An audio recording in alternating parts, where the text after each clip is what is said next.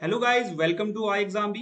As you know, हम लोग daily current affair की सीरीज को चला रहे हैं, जिसके तहत आज मैं आप लोगों को 9 अगस्त 2022 के जो भी इंपॉर्टेंट न्यूज़ हैं जो कि आपके एग्जाम पॉइंट ऑफ व्यू के लिए बहुत इंपॉर्टेंट है, मैं आज उसको डिस्कस करूंगा। और ये जो सारी न्यूज़ हमने ली है वो आपको फ्री ऑफ कॉस्ट, आपको इसके लिए कुछ भी पे नहीं करना पड़ेगा। आपको सिर्फ जाना पड़ेगा हमारी आई एग्जाम बी की साइट में, और वहां पर आप जाकर डेली बीपीडिया को डाउनलोड कर सकते हैं। चाहे आप हिंदी में पढ़ना चाहें, चाहे आप इंग्लिश में पढ़ना चाहें, दोनों ही मीडियम में बीपीडिया is available on the website of I exam B. और अगर आप डेली पढ़ना चाहते हैं, आप वीकली पढ़ना चाहते हैं और आप मंथली पढ़ना चाहते हैं, तो आपको तीनों ही फॉर्मेट में बीपीडिया देखने को मिलेंगी। तो चलिए स्टार्ट करते हैं आज का हम वीडियो, जो कि है 9 अगस्त 2022 का। सबसे पहले हम लोग बात कर लेते हैं आरबीआई की, यानी कि रिजर्व बैंक ऑफ इंडिया की। और जो कि मैं आप लोगों को पहले ही बता चुका हूँ, 1935 में इसका एक तरीके से स्टैब्लिशमेंट हुआ था, और 1 जनवरी 1949 को इसका नेशनलाइजेशन हुआ था, यानी कि इसे एक प्राइवेट एंटिटी से इसको पब्लिक एंटिटी बना दिया गया था। तो यहाँ पे आरबीआई ने क्या करा है, 8 कोऑपरेटिव बैंक्स को पेनल्टीज लगाई है। तो यहाँ पे आपको ध्यान देना है कि 40 लाख की तो पेनल्टी किस पे लगी है, महसाना अर्बन कोऑपरेटिव बैंक्स। तो यहाँ पे आपने ध्यान देना है, जो कोऑपरेटिव बैंक्स होते हैं इसमें क्या होता है, जो ओनर होता है वही इसका कस्टमर भी होता है। ठीक है, तो ये एक कोऑपरेटिव बैंक है जो कि बहुत इंपॉर्टेंट है। भारत में दो टाइप के कोऑपरेटिव बैंक्स मिलेंगे आपको, एक मिलेगा आपको रूरल कोऑपरेटिव बैंक, और एक आपको मिलेगा अर्बन कोऑपरेटिव बैंक, जिसे हम बोलते हैं यूसीबी और आरसीबी। तो यहाँ पे आपने ध्यान देना है कि जो कोऑपरेटिव बैंक्स हैं ये किसके तहत रजिस्टर्ड होते हैं। तो यहाँ पे आपने देखना है, जो वेरियस स्टेट्स होते हैं वो क्या निकालते हैं, अपनी एक कोऑपरेटिव सोसाइटीज एक्ट निकालते हैं, जो कि 2002 के तहत आती है। तो यहाँ पे इसके तहत ये रजिस्टर्ड होती हैं। और इसे गवर्न कौन करता है, इसको एडमिनिस्टर कौन करता है, तो यहाँ पे आपको ध्यान देना है कि ये जो गवर्न होती है ये होती है बैंकिंग रेगुलेशन एक्ट 1949 के तहत। और दूसरा लॉ है बैंकिंग लॉ कोऑपरेटिव सोसाइटीज, यहाँ पे जो एक्ट आया था 1955 में। तो ये दो एक्ट हैं। और यहाँ पे मैं आपको बता देता हूँ, जो बैंकिंग रेगुलेशन एक्ट है 1949 का, ये वाला, इसमें अमेंडमेंट किया गया था 1966 के तहत, जिसके तहत कोऑपरेटिव बैंक्स को लाया गया था कि अब इसे रेगुलेट करेगा कौन, ये वाला एक्ट जो कि है बैंकिंग रेगुलेशन एक्ट। तो यहाँ पे आपको ध्यान देना है कि इसकी यानी कि कोऑपरेटिव बैंक्स की यहाँ पे एपेक्स बॉडी कौन सी है, तो दैट इज नबार्ड। ठीक है, तो यहाँ पे इस चीज को ध्यान देना है आपने, that is national bank for agriculture and rural development. तो यहाँ पे मैंने आप लोगों को यहाँ पे सारी जो 8 कोऑपरेटिव बैंक्स हैं मैंने यहाँ पे लिख दिया है। अगर कभी एग्जाम्स में, जैसे कि आरबीआई के लिए बहुत इंपॉर्टेंट है, तो महसाना अर्बन कोऑपरेटिव बैंक, इदना Indapur urban cooperative bank, Warud urban cooperative bank, जिला सहकारी केंद्रीय बैंक मर्यादित, जो कि कहाँ पर है, आपका मध्य प्रदेश में है, युवात्मल अर्बन कोऑपरेटिव बैंक, छत्तीसगढ़ राज्य सहकारी बैंक मर्यादित, तो यहाँ पे ये कहाँ है, रायपुर में। तो एक ग्रह कोऑपरेटिव बैंक लिमिटेड, गुना Madhya Pradesh, Goa state cooperative bank. तो ये कुछ 8 कोऑपरेटिव बैंक है जिनके ऊपर आरबीआई ने पेनल्टी को इम्पोज किया है। तो this is all related to RBI. Next हम लोग चलते हैं यहाँ पे इंडियन ऑयल। तो यहाँ पे इंडियन ऑयल ने क्या करा है कि जो श्रीलंका है, वैसे भी अभी आज की डेट में श्रीलंका एक बहुत ही हैवी इकोनॉमिक क्राइसिस से चल रहा है, आगे गुजर रहा है। तो यहाँ पे श्रीलंका है पर्टिकुलरली, उसको क्या करना है, हमने एलिविएट करना है किस क्राइसिस से, जो यहाँ पे ये फ्यूल का क्राइसिस वहां पे चल रहा है। तो यहाँ पे जो श्रीलंकन गवर्नमेंट है उन्होंने इंडियन ऑयल को परमिशन दे दी है कि आप यहाँ पे 50 फ्यूल स्टेशन को ओपन कर सकते हो। अभी जो आईओसीएल है, इंडियन ऑयल कॉर्पोरेशन लिमिटेड, इसके जो चेयरमैन है दैट इज श्रीकांत माधव वैद्या, इसका जो हेडक्वार्टर है that is in new Delhi. तो ये आपने यहाँ पे ध्यान देना है। तो यहाँ पे 50 फ्यूल स्टेशन खोले जाएंगे। और मैं आपको बता दूं, करंटली श्रीलंका के प्रेसिडेंट कौन है, that is Ranil Wickremesinghe. Okay, और इनसे पहले कौन थे, दैट इज गोटाबया राजपक्षा। ठीक है, ये गोटाबया राजपक्षे, इन्होंने ही क्या करा है, श्रीलंका को बहुत ही हैवी लॉसेस में पहुंचाया है। इन्हीं के ऊपर ही जो वहां की गवर्नमेंट है उन्होंने एक तरीके से क्या करा था, इनके ऊपर कई सारे जो गैर कानूनी काम है उसको इम्पोज किया था कि इन्होंने ऐसा करा है। और यहाँ पे जो पीएम है आज की डेट में, दैट इज दिनेश गुणवर्धना। ठीक है, तो ये क्या है, इसके पीएम है। और अर्लियर इसके पीएम कौन थे, दैट इज महिंदा राजपक्षा। तो ये दोनों फैमिली पर्सन थे जिन्होंने श्रीलंका को आज इस हालत में, इस कंडीशन में पहुंचाया है, जिसके वजह से जो वहां पे पब्लिक है वो इनसे बहुत नाराज है। आज की डेट में ये बोला जाता है कि ये दोनों, इन्होंने कहाँ पे शरण ली है, that is in Maldives. Okay, अगली हम लोग बात कर लेते हैं बीपीसीएल की। यानी कि भारत पेट्रोलियम कॉर्पोरेशन लिमिटेड। तो बीपीसीएल ने क्या बोला है कि हम क्या करेंगे, अगले 5 सालों में इन्वेस्ट करेंगे 1.4 ट्रिलियन पैसा किस 6 स्ट्रेटेजिक एरियाज में, जैसे कि आपका गैस हो गया, रिन्यूएबल पर्टिकुलरली एनर्जी होगी, ई मोबिलिटी होगी। तो इससे होगा क्या कि आने वाले साल में इनको पता है फ्यूचर में क्या होगा कि जो लिक्विड फ्यूल का जो बिजनेस है वो बहुत डिक्लाइन होने वाला है, तो हमको इसका एक सब्स्टिट्यूट खोजना पड़ेगा। जैसे कि आपका रिन्यूएबल एनर्जी हो गया, जैसे कि आपका ई स्कूटी हो गया, ई गाड़ियां होगी, जो भी चीजें हैं जो कि एक तरीके से सब्स्टिट्यूट है किसका, फॉसिल फ्यूल्स का, जैसे कि केरोसिन हो गया, डीजल हो गया, पेट्रोल हो गया, इन सब का एक तरीके से आगे आने वाले टाइम पे इनका बिजनेस जो है बहुत कम होने वाला है। तो बीपीसीएल ने यहाँ पे क्या बोला है कि हम इन चीजों को आगे बढ़ाएंगे, जो कि एक सब्स्टिट्यूट है किस चीज का, यहाँ पे फॉसिल फ्यूल्स का। अगर हम लोग बात करें बीपीसीएल की तो उसके चेयरमैन कौन है, दैट इज अरुण कुमार सिन्हा। इसका जो हेडक्वार्टर है दैट इज इन मुंबई। और यहाँ पे मैं आपको बता देता हूँ इसकी जो एक तरीके से स्टैब्लिशमेंट हुई थी वो कब हुई थी, ब्रिटिश कॉलोनियल रूल में। तो यहाँ पे आप देखोगे इसका जो नाम था ये था उस टाइम पे Rangoon oil and exploration, Rangoon oil and exploration company, इस नाम से इसको स्टैब्लिश किया गया था। क्योंकि आपको पता है ये जो एरिया है रंगून वाला दैट इज इन बर्मा, जो कि बर्मा एक पुराना नाम है म्यांमार का, दैट इज द कैपिटल। तो म्यांमार आज की डेट में इसका नया नाम है, बर्मा की कैपिटल थी रंगून। ओके, तो Rangoon that time the part of India. तो यहाँ पे जो Rangoon oil and exploration company है इन्होंने क्या करा था, असम और बर्मा वाले एरिया में जो भी ऑयल का काम था, एक्सप्लोरेशन का काम था, उसको क्या करा था एक तरीके से सबसे पहले स्टार्ट किया था। उसके बाद आगे चलकर ये नेशनलाइज होती है, उसके बाद इसका नाम बीपीसीएल हो जाता है। तो यहाँ पे हम लोग अगली जो हमारी न्यूज है that is of e commerce in news, that is Flipkart wholesale. हालांकि ये इतनी इंपॉर्टेंट नहीं है आपके लिए, लेकिन मैं इससे रिलेटेड जो आपको फैक्ट्स बताऊंगा वो आपके लिए बहुत इंपॉर्टेंट है। तो यहाँ पे इन्होंने अनाउंस किया है बी टू बी यानी कि business to business sale for small retailers, kirana. ठीक है, तो अब यहाँ पे क्या बोलते हैं कि हम लोग क्या करेंगे, एक पर्टिकुलरली सेल चलाएंगे। ठीक है, एक सेल चलाएंगे जिसके तहत जो भी रिटेलर्स हैं, किरानास हैं, वो यहाँ से सामान ले पाएंगे और 70% तक की बचत कर पाएंगे, जिससे उनको आगे इससे ज्यादा बहुत ज्यादा प्रॉफिट होने वाला है। तो फ्लिपकार्ट के करंटली सीईओ कौन है, दैट इज कल्याण कृष्ण मूर्ति। ठीक है, तो यहाँ पे कल्याण कृष्ण मूर्ति। फ्लिपकार्ट की स्टैब्लिशमेंट कब हुई थी, दैट इज 2007। ठीक है, तो यहाँ पे आपने ध्यान देना है कहाँ पे हुई थी, बेंगलुरु में हुई थी। कौन है इसके founder, that is Sachin Bansal and बिनी बंसल।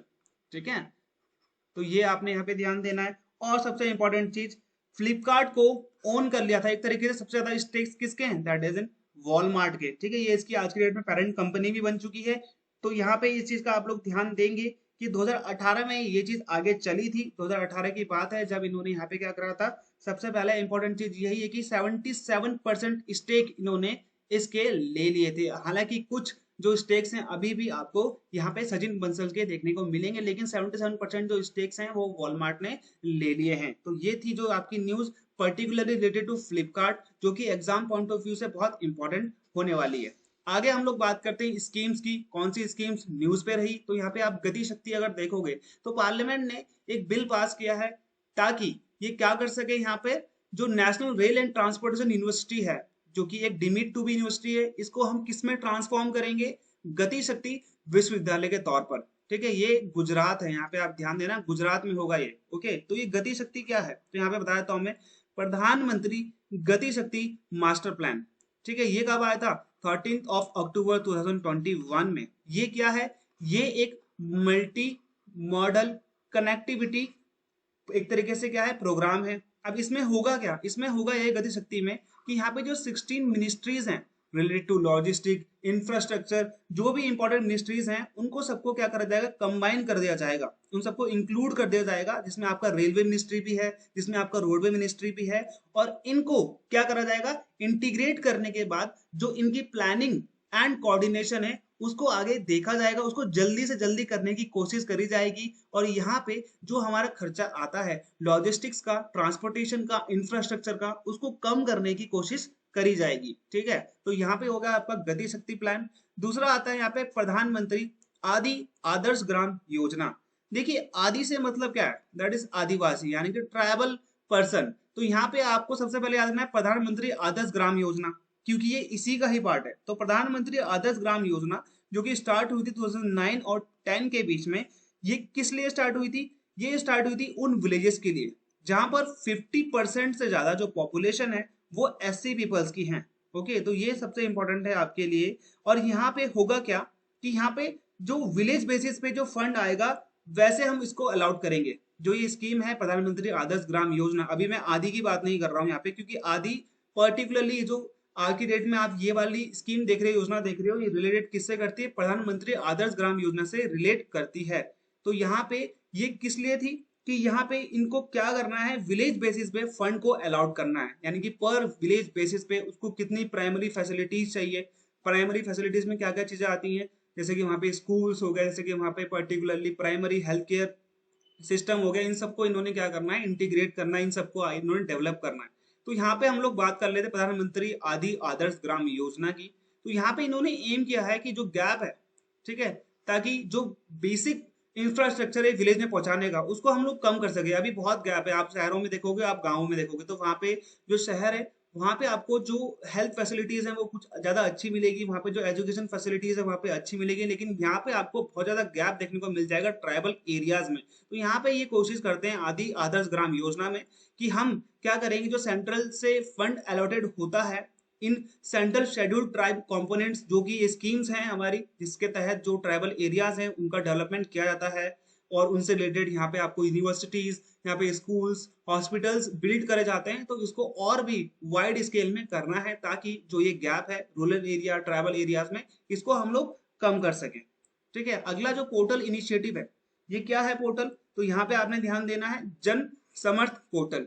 इस पोर्टल के तहत क्या होगा, तो यहाँ पे एक कॉमन प्लेटफॉर्म सेंट्रल गवर्नमेंट देना चाहती है, ताकि जो भी व्यक्ति है जो लोन अवेल करना चाहता है, यानी कि ये क्या है, क्रेडिट लिंक गवर्नमेंट स्कीम है। जो भी क्रेडिट लिंक है, जैसे कि आपको, जिससे आपको मुद्रा लोन है, तो यहाँ पे आपको किसी से जो गवर्नमेंट है उसे आपको उससे लोन लेना है, तो यहाँ पे लोन आप इजीली ले पाओगे, ताकि आपको कहीं हर बार आपको अलग वेबसाइट में ना जाना पड़े, आपको अलग से कोई डॉक्यूमेंट्स ना अपलोड करने पड़े। तो यहाँ पे सिर्फ आपका सिंगल इंटीग्रेटेड पोर्टल आपको यहाँ पे देखने को मिलेगा। और यहाँ पे जो 13 क्रेडिट लिंक गवर्नमेंट स्कीम है जो कि रिलेटेड करती है किससे, यूथ से, जैसे कि आपका हो गया एजुकेशनल लोन, जैसे कि स्टूडेंट हो गया, आपका एंटरप्रेन्योर्स हो गया, फार्मर्स हो गया, जो भी लोन स्कीम्स गवर्नमेंट चला रही है इन सभी के लिए related, agriculture loan, business activity loan, livelihood loan, personal loan जो कि गवर्नमेंट देती है, उन सभी को एक सिंगल प्लेटफॉर्म में हमने क्या करना है, इंटीग्रेट करना है। तो ये जन समर्थ पोर्टल जो है, इसको कौन हैंडल कर रहा है? That is ministry of finance. ठीक है, और मिनिस्ट्री ऑफ फाइनेंस की अभी यूनियन मिनिस्ट्री किसके हाथ में है? That is Nirmala Sitharaman. ठीक है, आगे बढ़ते हैं। ये हमारी बीपीडीए का एक ग्लिम्स है, आप देख सकते हो हमारी बीपीडीए किस प्रकार से बनती है, जो कि बहुत इंपॉर्टेंट है। आपको मैं यहाँ पे दिखा रहा हूँ ताकि आपको लगे कि आपको एक तरह से दिखे कि हम लोग लर्न अलोंग भी डालते हैं। हम लोग ये भी डालते हैं कि जो उससे रिलेटेड यहाँ पे आपको जो भी इंस्टीट्यूशंस मिलेंगे, उनकी फाउंडेशन डे, उनका हेडक्वार्टर, उनके चेयरपर्सन कौन है, वो भी आपको अपडेटेड देखने को मिलेंगे। तो यहाँ पे प्रधानमंत्री ने क्या करा है, 2G एथेनॉल प्लांट पानीपत में एक तरीके से क्या करा है, इनॉग्रेट करा है। तो यहाँ पे आप ध्यान देना कि ये 2G एथेनॉल प्लांट एग्जाम में आने के बहुत ज्यादा चांसेस है इसके। तो ये हुआ है पानीपत में, और ये 10 अगस्त को, जो हम क्या कहते हैं एक तरीके से वर्ल्ड बायोफ्यूल डे, तो ये वर्ल्ड बायोफ्यूल डे 10 अगस्त को मनाया जाता है। और जो इन्होंने ये इनॉग्रेट किया है, ये वाया वीडियो कॉन्फ्रेंसिंग से लॉन्च किया है। ओके, तो ये बूस्ट अप करेगा the usage of biofuel in the country. Biofuel किससे बनता है? मीथेन से बनता है, काउ डंग से बनता है। तो ये आपने यहाँ पे ध्यान देना है। और यहाँ पे ये क्या बोलती है, IOCL यानी कि इंडियन ऑयल कॉर्पोरेशन लिमिटेड, इन्होंने बोला है कि ये जो 2G एथेनॉल प्लांट है, इसको बिल्ड करने में 900 करोड़ रुपए का खर्चा आएगा, जो कि पे करेगा IOCL। ओके, तो यहाँ पे बायोफ्यूल डे का जिक्र आया है। तो ये किसकी मेमोरी में हम लोग एक तरीके से मनाते हैं, इसको सेलिब्रेट करते हैं? In the memory of Rudolf Diesel. ठीक है, रुडोल्फ डीजल। ये रुडोल्फ डीजल ने क्या चीज इन्वेंट करी है, इसे आप मुझे कमेंट में बताएंगे, जिससे मुझे लगेगा कि आप लोग कितना वीडियो देखते हैं, जिससे आपकी जो नॉलेज है वो भी इंक्रीज होगी ही। तो आपने मुझे कमेंट में बताना है। ठीक है, do let me know in the comment. यहाँ पे पिछले साल की थीम, क्योंकि इस साल की थीम को अभी तक इन्होंने अनवील नहीं करा है, जो पिछले साल की थीम है 2021 की, that is the promotion of biofuel for a better environment. ये इन्होंने इसकी पिछले साल की थीम है। इस साल की थीम जैसे ही अपडेट होती है मैं आपको जरूर बताऊंगा। ठीक है, आप लोग हम लोग बात कर लेते हैं डिफेंस की। तो यहाँ पे आप देखोगे 12th डिफेंस एक्सपो, जो कि गांधीनगर में हेल्ड होगा। ठीक है, तो यहाँ पे आप देख लीजिए डिफेंस एक्सपो में क्या होगा इस बार। तो यहाँ पे आप देख रहे हो लैंड और नेवल और होमलैंड सिक्योरिटी सिस्टम, यहाँ की आप ये देख सकते हैं कि कुछ ऐसे इक्विपमेंट आएंगे जो कि हमारी सिक्योरिटी फोर्सेज हैं उन सभी के लिए हेल्पफुल होंगी, जो कि यहाँ पे अक्टूबर 18 से 22 के बीच में ये होगा। तो ये 5 डे इवेंट है जिसमें आपकी जो सारी की सारी डिफेंस फोर्सेज है वहां पे ये जाएंगी और ये अपने हिसाब से अगर उनको लगता है कि हाँ ये जो इक्विपमेंट है ये हमारे काम आ सकता है तो वो उसे वहां पे बाय कर सकते हैं, ऑर्डर कर सकते हैं। तो यहाँ पे लाइव डेमोन्स्ट्रेशन होगा, शोकेस होगा उन चीजों का जो कि पर्टिकुलरली किससे रिलेटेड है, सिक्योरिटी से रिलेटेड है, सिक्योरिटी सिस्टम्स आप एक तरीके से बोल सकते हो। तो यहाँ एक कहाँ पे होगा, गांधीनगर में होगा। तो यहाँ पे गुजरात के बारे में आपको बता दूं मैं, गुजरात के जो गवर्नर है दैट इज आचार्य देवव्रत और इसके जो chief minister that is Bhupendra भाई पटेल। अगर मैं बात करूं डिफेंस की तो यहाँ पे आपको आर्मी चीफ कौन है, that is general Manoj Pande. ठीक है, जनरल मनोज पांडे। दूसरा है यहाँ पे एयरफोर्स, तो एयरफोर्स के चीफ कौन है, that is air chief marshal V R Chaudhari. ठीक है, और अगर हमें तीसरी बात करूं नेवी की तो नेवी के कौन हो गए, आर हरि कुमार। ओके, तो यहाँ पे मैं आपको बताता हूँ मनोज पांडे जनरल आर्मी के, इससे पहले थे मनोज मुकुंद नारवाने।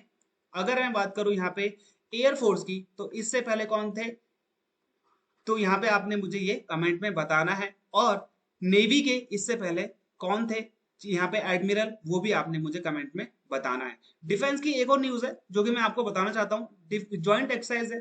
ठीक है, तो ये है US special force commences at Bakloh Himachal Pradesh. तो यहाँ पे आप देखोगे इंडियन स्पेशल फोर्सेस और यूएस की स्पेशल फोर्सेस के बीच में एक ज्वाइंट एक्सरसाइज हुई है जिसे हमने क्या बोला है, एक्सरसाइज वज्र प्रहार 2022। अब आप मुझे ये बताएंगे कि हम यूएस के साथ एक और एक्सरसाइज करते हैं, उसका नाम क्या है, do let me know in the comment box. तो यहाँ पे 13th edition of Indo US joint special force exercise हुई कहाँ पे, हिमाचल प्रदेश के बकलो में। तो यहाँ पे आप ध्यान देना कि यहाँ पे जो दोनों तरफ से एक तरीके से ट्रूप्स आए थे वो थे फर्स्ट स्पेशल फोर्स ग्रुप यानी कि फर्स्ट एसएफजी और स्पेशल टैक्टिक स्क्वाड्रन जो कि ट्रूप्स था, ये यूएस स्पेशल फोर्सेस का है। और इंडियन आर्मी की तरफ से आपको पता है जो स्पेशल फोर्सेस है हमारी कौन सी है, पैरा कमांडोज, उन्होंने यहाँ पे पार्टिसिपेट किया था। तो ये जो वज्र प्रहार है ये एक सीरीज है जॉइंट एक्सरसाइज की, एक साल वहां पे होती है एक साल यहाँ पे होती है। तो ये एनुअल एक्सरसाइज है, तो अल्टरनेटिवली कभी इंडिया और कभी यूएस में होती है। जो 12th एडिशन है इसका, इससे पहले वाला एडिशन है,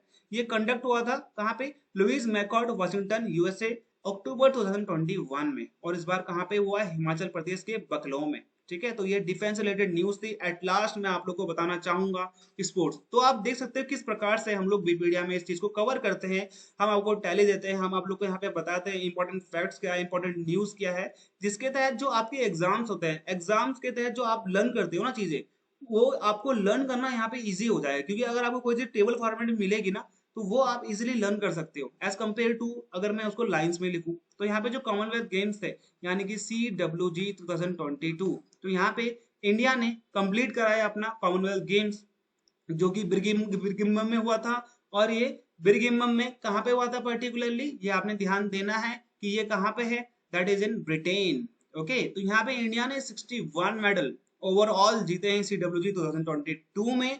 और इंडिया ने फिनिश करा है अपना फोर्थ, यानी कि यहाँ पे इंडिया को कौन सा रैंक मिला है, कौन सा नंबर आया है, दैट इज फोर्थ नंबर, जो कि बहुत ही अच्छा है अभी तक का। तो इंडिया वन मेडल्स यहाँ पे आप देख सकते हो कितने आए, 22 गोल्ड मेडल, 16 सिल्वर और 23 ब्रोंज मेडल यहाँ पे इंडिया को मिले हैं। तो यहाँ पे it is the fifth best in term of the number of medal वोन, यानी कि अभी तक इंडिया का फिफ्थ बेस्ट है जितने भी हमने अभी तक यहाँ पे मेडल्स को जीता है। तो ये आप ध्यान दोगे, तो ये India best finish was at is home games in Delhi 2010 where it is won 101 medal. तो यहाँ पे अभी तक इंडिया का जो बेस्ट था वो 2010 था जिसमें इंडिया ने 101 मेडल, टोटल 101 मेडल को जीता था। तो यहाँ पे टॉप 5 कंट्रीज हैं, उन्होंने गोल्ड कितना जीता है, सिल्वर कितना जीता है, ब्रोंज कितना जीता है, टोटल कितना है। तो यहाँ पे इंडिया का टोटल इस बार आप 61 देखोगे, जिसमें से गोल्ड 22 है, इसके आने के चांसेस बहुत ज्यादा हैं। आप सिल्वर को भी लर्न करें और ब्रोंज को भी लर्न करें और टोटल को भी लर्न करें।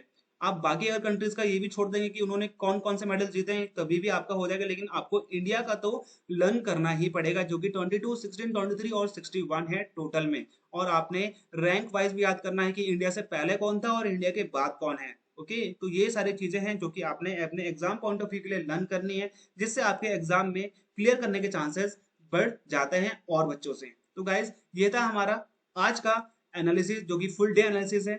आप इस वीडियो को शेयर करें, अगर आपको अच्छा लगता है तो लाइक करें, चैनल को सब्सक्राइब करें। मिलते हैं हमारे नेक्स्ट डे के एनालिसिस में, तब तक के लिए गुड बाय।